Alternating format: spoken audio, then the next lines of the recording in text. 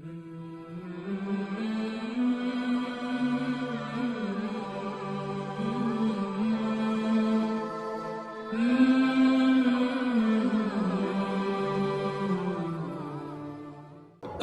رب العالمین قرآن کریم کے اندر ارشاد فرماتا ہے الرجال قوامون علی النساء کہ مرد عورتوں کے حاکم ہے۔ یہ حاکمیت کس اعتبار سے ہے ہم اس پر بات آپ سے کریں گے، اس سے پہلے آپ سمجھ لیں کہ جہیز کہتے کس کو ہیں۔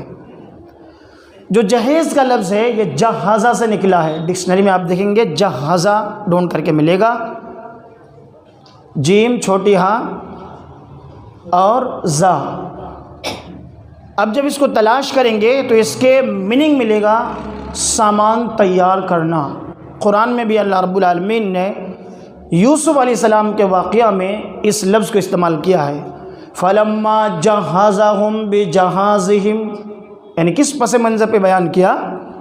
جب یوسف علیہ السلام مصر کے اندر خزانے کے امیر ہوئے، قحط سالی کا زمانہ تھا، تو جیسے سارے لوگ ان کے پاس غلہ لینے کے لیے جا رہے تھے، اس موقع پر کنعان سے ان کے بھائی لوگ بھی غلہ لینے کے لیے یوسف علیہ السلام کے پاس پہنچے۔ تو یوسف علیہ السلام نے ان کے بھائیوں کو اپنا پہچان چھپاتے ہوئے، انجان بنتے ہوئے کچھ معلومات ان سے حاصل کی اور گھر کی اپنے والد کی حال چال پوچھنے کی کوشش کی، انجان بن کر کے۔ باتوں باتوں میں بھائیوں کو بھی احساس نہیں ہوا کہ یہ جو خزانے کا مالک ہے واقعی یہ یوسف ہے اور میرا بھائی ہے۔ باتوں باتوں میں ان کے بھائیوں نے یہ کہا کہ ہمارے کل 10 بھائی ایک ماں سے ہیں۔ تو کہا کہ اور 2 بھائی تمہارے کہاں ہیں؟ کہا ہمارے اور 2 بھائی تھے وہ دوسرے ماں سے ہیں، ہمارے والد کی جانب سے ہیں۔ کہا ان کا نام کیا تھا؟ کہ ایک کا نام یوسف تھا اور ایک کا نام بنیامین تھا۔ کہ یوسف کہاں گیا؟ کوئی جنگل میں گیا تھا اور اس کو بھیڑیے نے کھا لیا، وہ تباہ و برباد ہو گیا۔ کب کی بات ہے یہ؟ وہ برباد ہو گیا۔ اور ایک چھوٹا بھائی ہمارا ہے، کہا اس کو کیوں نہیں لایا؟ اس کا بھی حصہ تمہیں ملتا، جیسا ہم لوگ راشن کارڈ میں جتنے ممبر ہے اتنا مال ملتا ہے، یہ راشن کارڈ کی طرح سمجھ لیجئے۔ یوسف علیہ السلام کے پاس گئے مال لینے کے لیے، کہا بھائی تم لوگ اتنے سارے آئے ہو، ان کو کیوں چھوڑ کے آئے ہو؟ ان کو بھی لاتے تو ان کا بھی مال ملتا نا، قحط سالی کا زمانہ ہے۔ کہا نہیں، وہ میرا چھوٹا بھائی بنیامین ہے، میرے والد محترم ان کو اپنے سے جدا نہیں کرنا چاہتے ہیں، چونکہ یوسف اس سے پہلے جنگل میں جا کر کے ہلاک ہو گیا ہے، اس کے غم میں ہیں، دل کی تسلی کے لیے بنیامین کو اپنے ساتھ رکھتے ہیں۔ تو اس موقع پر جتنے رقم لے کر کے آئے تھے راشن کارڈ کے، اس رقم کے برابر اچھے سے مال تول کر کے دیا۔ اس کو اللہ نے بیان کیا قرآن میں، فَلَمَّا جَهَّزَهُمْ بِجَهَازِهِمْ، جب یوسف علیہ السلام نے ان لوگوں کے لیے سامان تیار کر لیا۔ اب واقعہ الگ ہے، میں صرف الفاظ سمجھانا چاہ رہا تھا۔ تو ان سے کہا کہ آپ جاؤ بنیامین کو بھی ساتھ میں لانا، تب مال تم لوگوں کو ملے گا۔ بہرحال وہ واقعہ الگ ہے، میرا مقصد یہ تھا کہ جہیز کے معنی ہوتا ہے سامان تیار کرنا۔ لیکن ہمارے معاشرے میں، ہمارے سماج میں جہیز کہتے کس کو ہیں؟ ہم اور آپ، بھلے الفاظ الگ ہو، ورڈ بدلے ہوئے ہو، جملے بدلے ہوئے ہو، لیکن ہم اور آپ اچھے سے اس کو سمجھتے ہیں کہ جہیز وہ سامان، وہ مال، وہ فریج، وہ کولر، وہ اے سی، وہ ٹی وی، وہ مکان، یا وہ ساری چیزیں، جو ان ساری چیزوں کو کہتے ہیں جو دلہن کے گھر والے شادی کے موقع پر دلہا کے حوالے کر دے، ان کے گھر روانہ کر دے، ان سارے سامان کو کیا کہتے ہیں؟ جہیز کا سامان کہتے ہیں۔ یہ اس لیے میں نے ان چیزوں کا نام لیا، فریج، کولر، پلنگ، بستر، چادر، برتن، کہ بعض جگہوں کا رسم یہ ہے کہ جہیز صرف ڈیمانڈ کو سمجھتے ہیں کہ گاڑیاں مل جائے، 2 لاکھ پیشگی رقم ہو، ان کو جہیز سمجھتے ہیں۔ سامان کو، برتن کو اور اسی طریقے سے پلنگ کو جہیز میں گنتے ہی نہیں ہیں، تو یہ ہماری غلط فہمی ہے۔ جو کچھ بھی سامان شادی کے موقع پر دلہن کی جانب سے یا دلہن کے گھر کی جانب سے دلہا کے گھر روانہ کیا جائے، ان تمام سامان کو، ان تمام دولت کو، ان تمام رقوم کو جہیز کہا جاتا ہے۔ اچھا آئیے اب ہم یہ دیکھتے ہیں کہ شریعت میں کہاں تک اس کا ثبوت ملتا ہے جہیز دینے کا۔ اگر ہم شریعت میں جہیز کو تلاش کریں گے تو جہیز تو عہد رسالت میں نہیں ملتا، یعنی اللہ کے نبی صلی اللہ علیہ وسلم کے زمانے میں نہیں ملتا۔ جب تک آپ باحیات رہے، نبی ہونے سے لے کر کے آپ کے دور میں، آپ کے زمانے میں دور دور تک جہیز کا ثبوت نہیں ملتا۔ آپ کے بعد صحابہ اکرام کی زندگی کھنگال کر کے دیکھیے، عہد صحابہ میں بھی جہیز کا ثبوت نہیں ملتا۔ لیکن یہ رسمی جہیز جو ہم لوگ دے رہے ہیں، آپ اور ہمارے معاشرے کے لوگ جو دلہا کے گھر والوں کو دے رہے ہیں، یہ جہیز وہ ناسور ہے، یہ جہیز وہ بری رسم ہے جس جہیز نے کتنے ایسے باپ ہیں، کتنے ایسے والد ہیں جس کو زہر کھانے پر مجبور کیا ہے میرے بھائیوں، کتنے ایسے باپ ہیں اس جہیز نے ان کو پھانسی کے پھندے پر لٹکنے پر مجبور کیا ہے۔ جہیز وہ تباہ کن کام ہے، وہ رسم ہے جس کام نے کتنی ایسی لڑکیاں ہیں جن لڑکیوں کو گھر میں بوڑھی ہونے پر مجبور کر دیا ہے۔ جہیز وہ بری رسم ہے، وہ برا کام ہے جس کام نے کتنی ایسی لڑکیاں ہیں جن کے ارمانوں پر چھری پھیر کر کے ان کے ارمان کو ذبح کر کے رکھ دیا ہے میرے بھائیوں، ان کی شادی نہیں ہو رہی ہے۔ جہیز وہ گندا کام ہے جس کام نے کتنے ایسے لڑکیوں کے زندگی کو تباہ و برباد کر کے رکھ دیا ہے۔ جہیز وہ کام ہے، کتنے ایسے رشتے جس کی وجہ سے ٹوٹ گئے ہیں۔ جہیز وہ نافرمانی ہے، وہ ملعون شے ہے، وہ ملعون کام ہے جس نے معاشرے کے غریب طبقے کے لوگوں کے نیند کو حرام کر کے رکھ دیا ہے۔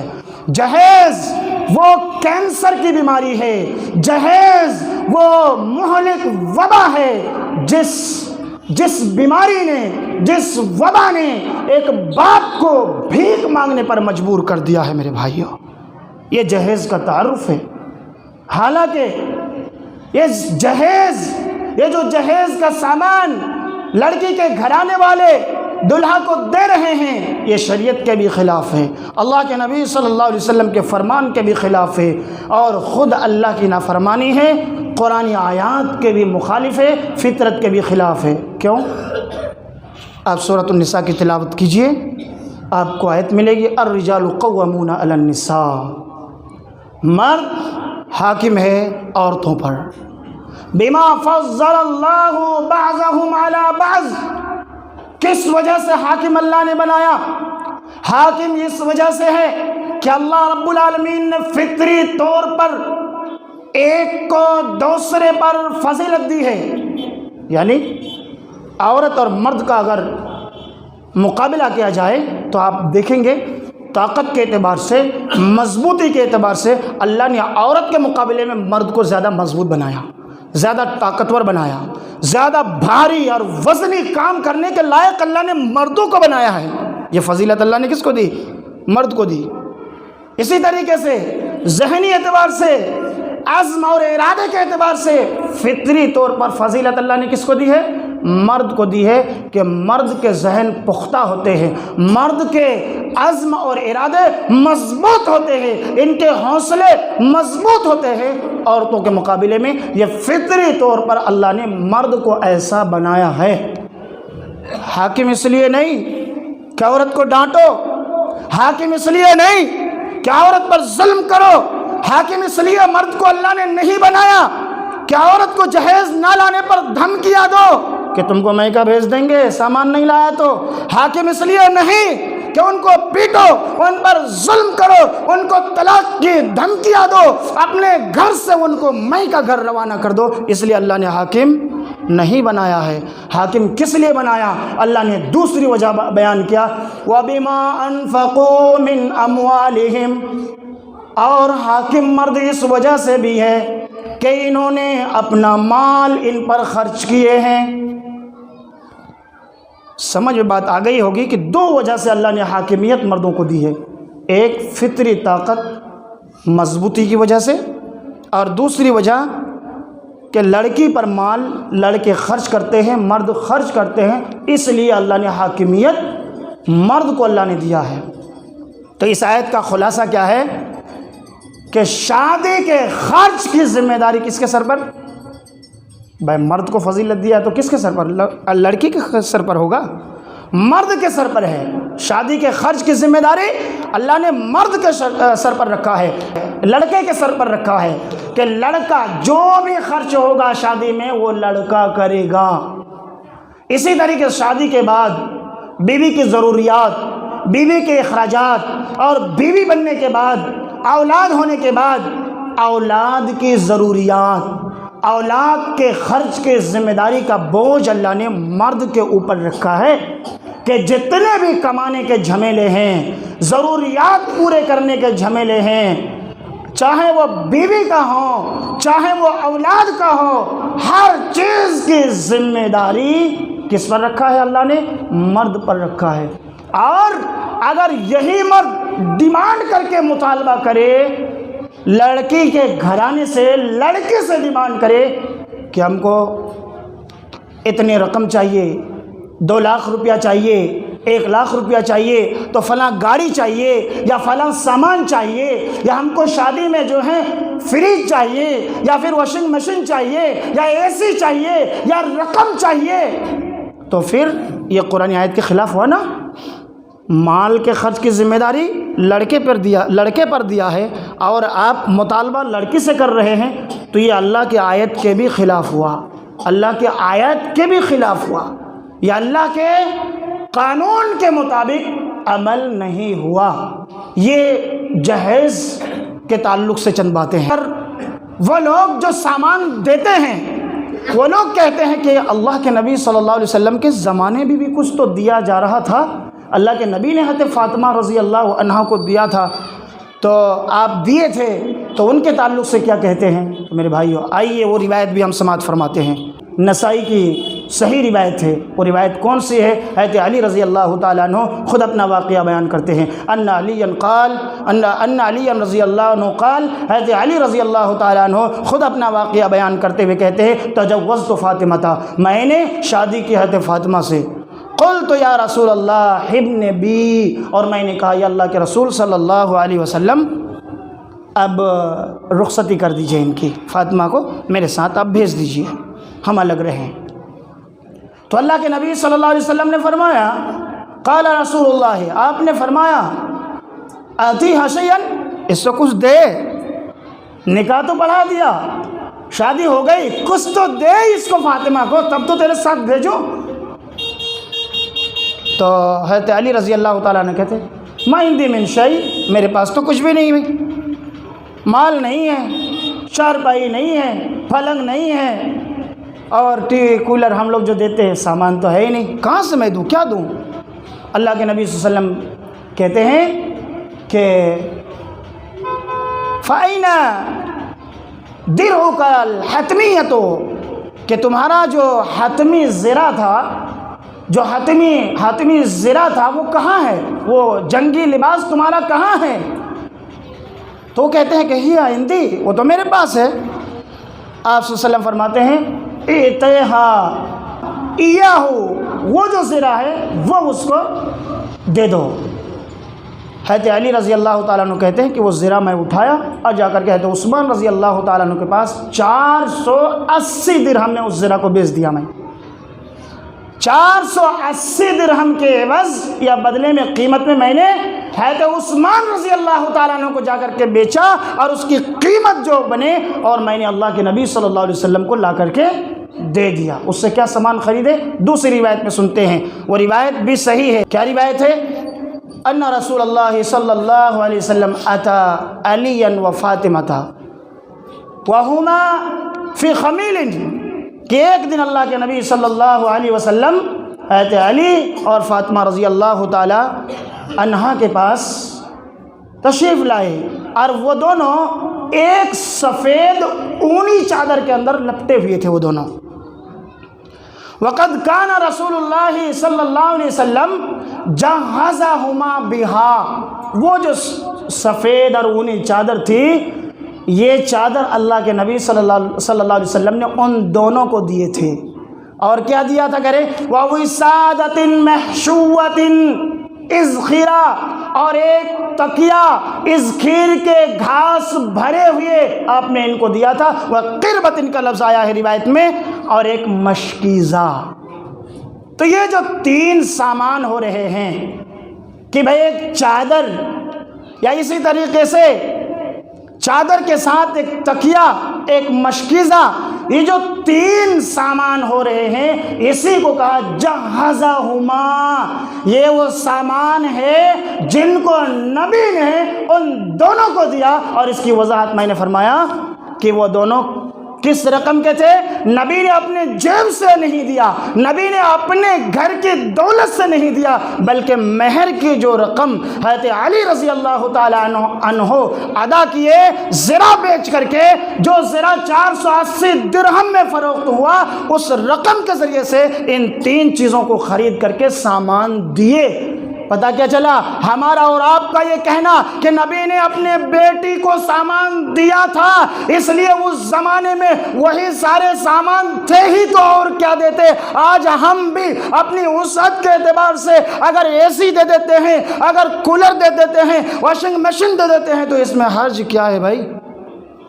میرے بھائیو سمجھئے حرج کیا ہے والی بات، کہ نبی جو دیے تھے وہ مہر کے سامان تھا، اور ہمارے آپ کا مہر تو 500 روپیہ ہوتا ہے۔ بتائیے، خرید کے دیکھیں آپ کے مہر سے، خریدیے واشنگ مشین، خریدیے اے سی، اور جو پلنگ ہیں، برتن ہیں، خریدیے نا۔ مہر دینے کی جب باری آتی ہے، ہم کہتے ہیں 500 روپیہ مہر، 1000 روپیہ مہر، حق مہر لڑکی کو ادا کر رہے ہیں، اور اس وقت آپ کہتے ہیں کہ شادی کو آسان بناؤ۔ اگر کوئی عالم کہتے نہیں بھائی اپنی وسعت کے اعتبار سے مہر دو لڑکی کو، کہ نہیں کیا حدیث میں شادی کو آسان کرو، لڑکے پر بوجھ نہ ہو، آپ مہر 1000 روپیہ دیتے ہو یار، اور آپ کہتے ہو کہ ان سے جو ہے سارے سامان کا مطالبہ کرتے ہو، آپ کو شرم نہیں آتی ہے؟ لڑکی کے حق کی بات آتی ہے تو شریعت دیکھتے ہو، تؤمنون ببعض الکتاب وتکفرونہ، اور تم جو ہے اللہ کے کتاب کے بعض حصے پر ایمان رکھتے ہو اور بعض کے ساتھ کفر کرتے ہو، بعض کا انکار کرتے ہو۔ جہاں پر جو ہے آپ کو مل رہا ہے آنے دو، میں تو مطالبہ نہیں کر رہا ہوں، خوشی سے دے رہے ہیں، لیا جائے۔ اور جہاں پر دینے کی باری آتی ہے، نہیں، شریعت نے کہا شادی کو آسان کرو۔ میرے بھائیوں، جن نوجوانوں کی شادی سمیلن کے اندر ہیں وہ یاد رکھیں، شریعت میں سامان لینے کا گنجائش نہیں ہے جہیز کے طور پر، رسمی طور پر۔ اس لیے اللہ نے اگر آپ کو مرد بنایا ہے، اللہ نے آپ کے بازو میں قوت دیا ہے، اللہ نے آپ کو صحت مند بنایا ہے، اللہ نے آپ کو تندرستی دی ہے، اللہ نے آپ کو جوان بنایا ہے، تو کما کر کے سارے سامان سے گھر کو بھرو، اور بیٹی کے کیا کہتے ہیں دلہن کے والد کے سامان سے اپنے گھر کو نہ سجاؤ میرے بھائیوں۔ دوسری برائی یہاں پر یہ ہے کہ اپنے سماج کے اندر جو جہیز کا سامان لاتے ہیں، مردوں کے روڈ کے کنارے آپ دیکھ لیجئے کتنی کرسیاں لگتی ہیں سامان دکھانے کے لیے، کتنے فخر سے دکھاتے ہیں یہ سامان خرید کر کے لایا گیا۔ اہل محلے، رشتہ دار، قریبی، سارے پوری قوم کے چنندہ افراد دیکھتے ہیں، رشتہ دار اگر نہ آئے وہاں پر پھر کیا کہتے ہیں، اور یہ ہماری بیٹی کے سامان تک دیکھنے نہیں آیا، ناراض ہو جاتے ہیں۔ جہیز کے لیے سامان دکھانے کے لیے بلایا جاتا ہے، لڑکی کے گھر جو آتے ہیں وہاں پر سامان دکھاتے ہیں۔ جب لڑکی کو تیار کیا، یہ انگوٹھی فلاں نے دیا، یہ اس نے دیا، ایس نے دیا۔ ارے بھائی جو دے دیا ہے گفٹ کے طور پر، ہدیے کے طور پر، اگر آپ نے دے دیا اس کو دکھاتے کیوں ہیں، نمائش کیوں کرتے ہیں؟ کیا آپ اپنے بیٹی کو کوئی سامان جب ایک کپڑا خرید کر کے دیتے ہیں پڑوسی کو جا کر کے بتاتے ہیں؟ کیا آج ہم نے اپنے بیٹی کو آج 1500 روپئے کا ایک کپڑے خرید کر کے لا کے دیا ہے، دیکھو تو میری بچی کپڑا پسند ہے یا نہیں ہے، کیا آپ جب ضرورت ہوتی ہے لا کے خرید کر کے دیتے ہیں؟ تو یہ بھی ضرورت تھی، اگر آپ نے دیا دکھاتے تو ہیں، یہ رسم ہے۔ اور وہ غریب بچے جن کے گھرانے والے دے نہیں پاتے ہیں، وہ دیکھتے ہیں کہ میرے پڑوس کے اندر فلاں لڑکی کی شادی ہوئی، ان کے والد نے اتنے سامان دیے، ان کا کلیجہ منہ پہ آ جاتا میرے بھائی، رات کو سوتے رہتے، میری شادی ہے، میرے باپ کے پاس رقم نہیں ہے، کیسے انتظام ہوگا؟ میری خوشی ہے، زندگی میں ایک بار خوشی آتی ہے، یہ سامان نہیں ہے، وہ نہیں ہے، اس خوشی ہو کر کے بھی میرے اندر رو رہی ہے وہ لڑکی، گھٹ رہی ہے اپنے اندر میرے بھائی۔ کہ یہ کیفیت ہمارے اور آپ پر طاری نہیں ہوتی کہ ایک غریب بچے کے دل میں کیا گزرتا ہوگا؟ میرے بھائی، اور لوگوں کو ناراض کرو، وہ روایت دیکھیے، اللہ کے نبی صلی اللہ علیہ وسلم فرماتے ہیں کہ من التمس رضا اللہ بسخط الناس، جس نے اللہ کو راضی کرنے کی کوشش کی، لوگوں کو ناراض کر کے، کفاہ اللہ اس مرد کے لیے کافی ہو گیا معونۃ الناس، لوگوں کی ضروریات سے۔ کہہ رہے ہیں کہ اگر اللہ کو، آپ کا پلان ہے کہ میرا اللہ، میرا رب، میرا مالک مجھ سے خوش ہو جائے، بھلے رشتہ دار ناراض ہوتا ہے، ہونے دو ناراض، کوئی پرواہ نہیں کرتے، ناراض ہونے دو، راتیں جگاہیں نہیں کریں گے، بھلے ان میں کھلائے تو ہم نہ سمجھی میں تھے، ناراض ہونے دو، بگڑنے دو، بات چیت بند کرنے دو، لیکن شریعت کے خلاف کام ہم نہیں کریں گے۔ اگر لوگوں کی ناراضگی مول لیتے ہیں، رشتہ داروں کی ناراضگی مول لیتے ہیں، اللہ کو خوش کرتے ہیں، تو اللہ کے نبی فرماتے ہیں کفاہ اللہ اس کے لیے کافی ہو گیا معونۃ الناس، لوگوں کی ضرورت سے۔ اب اس آدمی کے ہر جگہ اللہ مدد کرے گا، ہر جگہ مدد کرے گا۔ وَمَنِ الْتَمَسَ رِضَا النَّاسِ بِسَخَطِ اللَّهِ، اور جس نے لوگوں کو خوش کرنے کا، لوگوں کی رضامندی چاہیے، لوگوں کو خوش کرنے کا ارادہ کیا، لوگوں کو راضی کرنے کا ارادہ کیا، بِسَخَطِ اللَّهِ، اللہ کو ناراض کر کے، تو وَكَلَهُ اللَّهُ إِلَى النَّاسِ، اس آدمی کو اللہ لوگوں کے حوالے کر دیتا ہے، اللہ اس کی مدد نہیں کرتا۔ لے، لوگوں کو، تیرا سارا معاملہ لوگوں کے حوالے ہے، اور لوگوں کے بھی ذہن کو ان کی مدد سے پھیر دیتا ہے، اس کی مدد مت کر۔ یہی اللہ رب العالمین سے ہم دعا کرتے ہیں کہ جن نوجوانوں کی شادی ہے، جن نوجوانوں نے یہ ارادہ رکھا ہے کہ ہمیں جہیز لینا ہے، سامان لینا ہے، لیکن دل میں، یا ہو سکتا ہے کچھ نوجوان ایسا ہے کہ ہم تو مانگیں گے نہیں، جو خوشی سے دے دے وہ لے لیں گے، ہم اللہ سے دعا کرتے ہیں، یا اللہ شریعت کے خلاف ایک بری چیز پر عمل ہو رہا ہے، جس سے غریب بچوں کی جانیں جا رہی ہے، وہ گھر میں بوڑھی ہو رہی ہے، یا اللہ ہمارے نوجوانوں کو سمجھ دے، عقل دے، ہوشیاری اور دانش مندی دے کہ فون اٹھائے، ڈائریکٹ کال کرے، سامان لینے کا ارادہ تھا، میں نے سن لیا شریعت کے مطابق بات، انشاءاللہ ایک بھی سامان میں نہیں لوں گا۔ یا اللہ حوصلہ دے، یا اللہ جو شادیاں کر رہے ہیں نوجوان، یا اللہ ان کے کام کاج میں تو برکت دے مولا، یا اللہ ان کی زندگی میں برکت دے، یا اللہ ان کی کمائی میں برکت دے، ان کی روزیوں میں برکت دے، یا اللہ جو غلط رسم و رواج ہیں ان کو ختم کر کے سنت کے مطابق آسانی کے ساتھ اس نکاح کو کرنے کی اللہ تعالیٰ توفیق دے، آمین۔